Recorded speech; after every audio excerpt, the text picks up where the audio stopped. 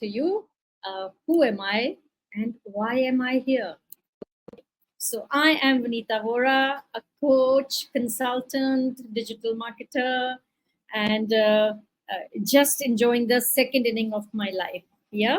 So, I'm an online person now. I'm enjoying the new technology. It's just wonderful to explore and dabble with it all. So, I'm here on a mission to help all those big dreamers. So, all those who are dreaming to work, study, or migrate abroad, I'm here to help them out with any kind of need, whether they need mindset clarity or they need exam preparation or they need any other guidance or mentoring. I'm here for them. So I'm on a mission now to build a 5,000 word bank challenge, which is going to be helpful to anyone and everyone. Why? I tell you strong reasons why you should go for this English word bank of 5,000 words. Number one, English is a global language. English is a language much in demand. In fact, even our board, CBSE, is insisting upon the three language formula, right? And all our school education, college education is now basically in English. So, English as a second language has come to stay in our country. And moreover, a language is a strong thread that binds people all across the world, all across the country. So it gives you a link, a thread, a medium to explore, to interact, to communicate with the people at large. It's a common denominator, right? So English learning is kind of imminent today, and it's good and strongly suggested that you build up this skill. It's going to help you professionally, it's going to help you non-professionally, it's going to help you academically. Anywhere you are, it's going to help you, and it's for the fun also. Okay, when you know a new language, you get a window, you get a window into the world, window into a different world, into a new world. So different cultures, you get a new perspective, you get deeper, you get wider, you get taller. Yes, language learning can be wonderful, it can be actually fun also. Language a great thing. So I'm on this mission. 5,000 word bank is actually a wild call. But yes, challenges have to be wild. And this is my third month into it. Okay. And the show goes on. I don't care if it takes us 1 year. So you make your goal that you will at least take away 10 words. So imagine 10 words, how many days you'll need? Never mind. How many you'll retain? Never mind. Even if it is some percentage of the target, there is a lot of takeaway, right? So whether you are expecting to write any English proficiency exam, I'll line up a few. It could be IELTS, it could be TOEFL, it could be Pearson, it could be Duolingo, or you're going the GRE way, GMAT way. You have to appear in SAT, which is even applicable to the liberal colleges of India today. So you will need English proficiency tests, not just there. Even to get your secondary degree, there's 100 marks paper of English. To get your senior secondary degree, there's one paper of 100 marks. So if your vocabulary is rich, it's so easy for you to comprehend, to understand, and to infer, and then to communicate your answers more emphatically, in a better manner, in a better language, with more persuasion and with more engagement, right? So English learning is wonderful, and it should be undertaken by all and sundry. So I'm here.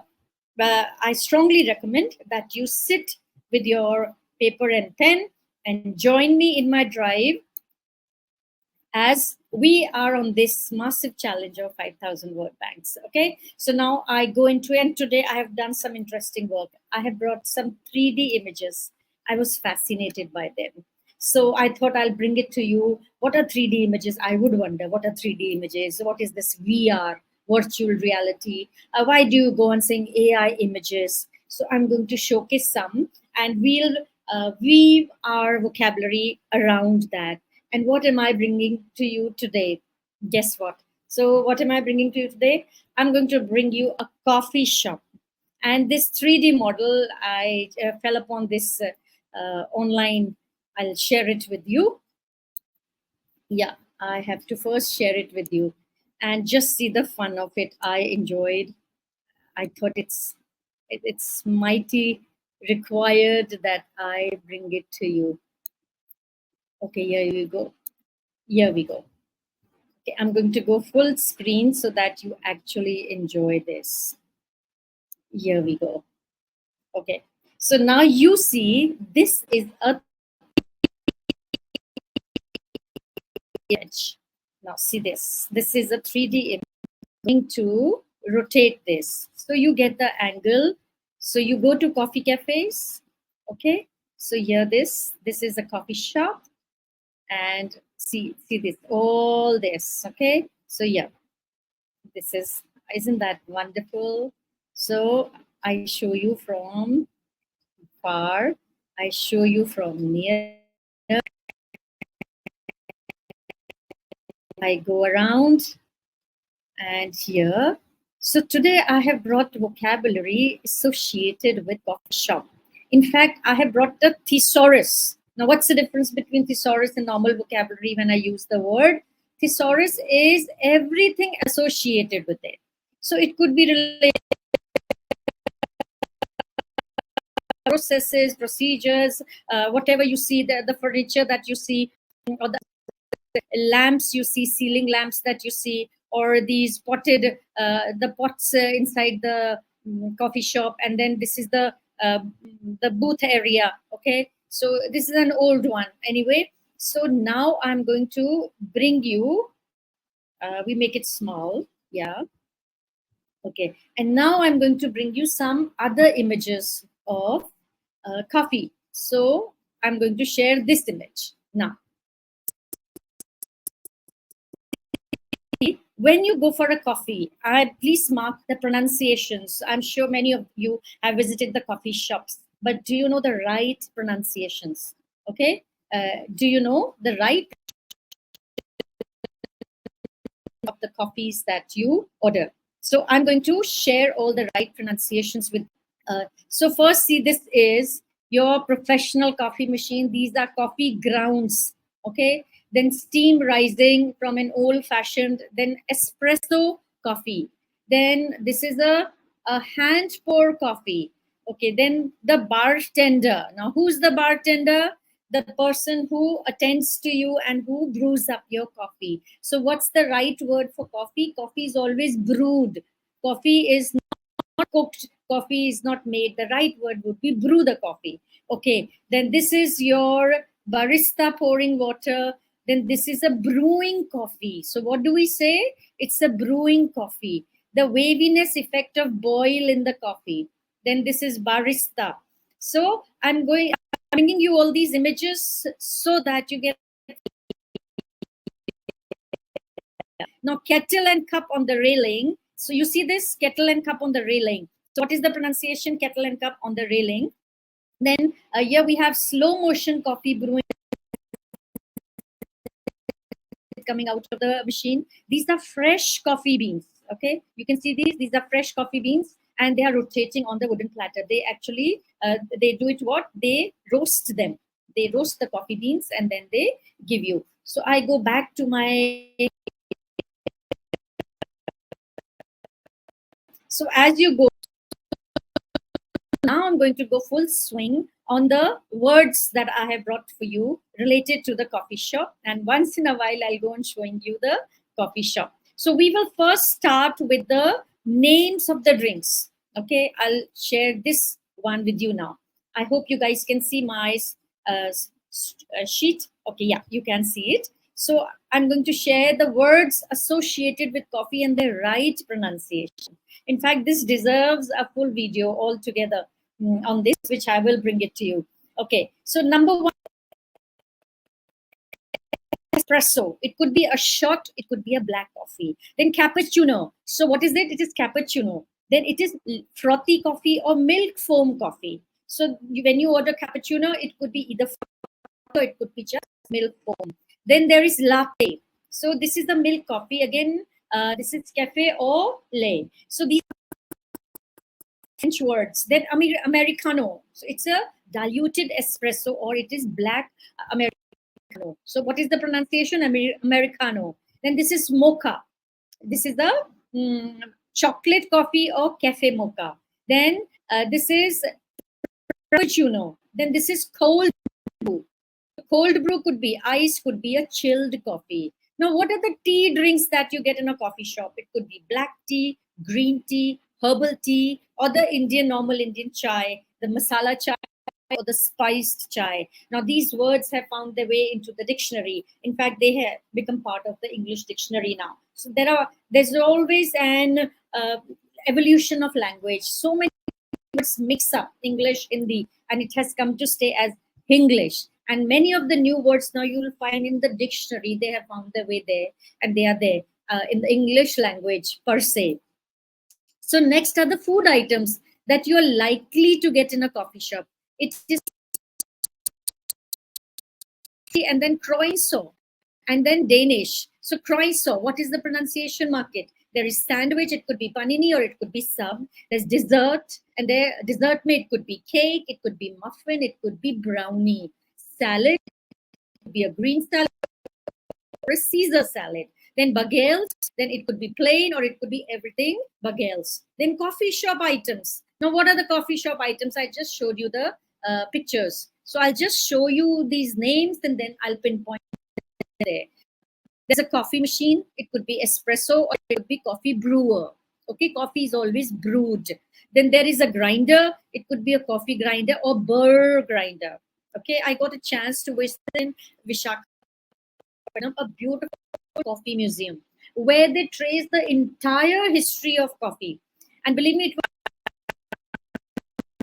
cool to be there. They have this little arrangement of dancing and so many varieties of coffee that you get boggled. It is mind-boggling, and you want to try so many of them. It was a wonderful visit there. So if you go to Visakhapatnam, Vizag, you must visit that place. Vizag. Okay, next is your milk frother. It is a steamer or it's a frothing wand. Then there is a coffee cup. It could be mug. It could be tumbler. There is a saucer. There's the plate. There's a dish. There is a spoon, and there is a stirrer. So when you stir something, what do you call it in English? It is a stirrer. So right now we are here in this empty coffee shop, and we are doing all the words associated with coffee. And this, you see, is a 3D model of coffee. You can easily make this and use it, especially during your teaching lessons. It's very beneficial for the teachers. And the VR that I'm going to talk about, will be tomorrow. I barely have time to finish the coffee today. So you see all these gadgets there, which all these are in English, so that you get the hand of it in. Back to our list of words. Okay, here. Okay, yeah. So we are there. I go back to the list. So here. So what are the words? Coffee machine. So should I show you the coffee machine again? Here. You see the professional coffee machine. This is the professional coffee machine. Next we go to this is grinder, milk frother, saucer, and spoon. Let me see. I can show you in the picture. So this is the, you see ground, so ground coffee. So here you see the steam rising, and then this is a hand pour coffee, and this is again bar. Show you the meaning. I told you the word, and then this is the old which you kind of brew at home, the kettle thing. And then this is fresh coffee beans, and then close up of espresso. And what else can we see? Sunlight bathes a cup of morning espresso. Okay, here. So wonderful pics. All these are from the story blocks. Okay, I'll put the links of all these sites below to acknowledge them. How beautifully they have made available these pics to us. The preparation of coffee-based beverages. Now this is your cappuccino. So coffee being brewed. This is how it is brewed. Man making alternative specialty filter. You can even do it without the machines. Yes, man has lived without machines since time immemorial. So fine, machine or no machine, if you're a coffee lover, coffee patron that work the time goes on, you can always rustle yourself a cup of coffee. Next is your seating and furniture. There is a table, coffee table, dining table, chair, stool, armchair, booth, banquet, and bench. Okay, I'll show you booths here. So this is your booth, and this would be your banquet area also. All this area is your banquet area. Next is your bench. On the counter, there is a bar service counter. So where is the counter? This is your counter. Okay, now this is an old one. Okay, next I go to your ambience and decor. What is your ambience? We go to a five-star hotel. What for? Mainly for the environment, the ambience. So what is the ambience there? The lighting. You saw those pendant lights. I'll show you the pendant lights here. So these are all pendant lights. Art, there is wall art painting. There's always music. And then there is plant greenery and potted plant. I showed you the potted plant. Here they are, your potted plants. Okay, so we make it bigger. I was actually enjoying this. These are the 3D models and very beneficial to teach. Okay, so next, okay, what did I do? Yeah, let's see it from here. Okay, so next is this. This, the name is barista, the coffee maker, espresso specialist, customers. So customers can be patrons or they can be visitors. Now, what's the difference between a visitor and a patron? Patron is the people who love them, who cherish them. Okay, favorites. They love coffee. Coffee is their favorite. They are the patrons. And who's a visitor? It could be a casual visitor, or maybe first time visitor, or second time visitor, maybe not a patron, but yes, a visitor. So manager, there is a manager, there's supervisor, there is the owner, there's the bartender. Who's the staff? Staff, you call them employees or the team members. That's the new one. So whenever you go to Starbucks or whatever, they are a team. Okay. Then what are the processes involved with coffee? It is brewing, percolating, and steeping. So these are new terms to you. Brewing, when you cover it and you let it brew. Okay. Then percolating. Percolating is the pouring part of it. Okay. Then in biology, you must have done the word percolating. What that seeps in through, that is percolating. Then steaming. What is steaming? Frothing and heating. So when you steam, there comes a froth. So they have a special machine which creates the froth, and that's the beauty of the coffee.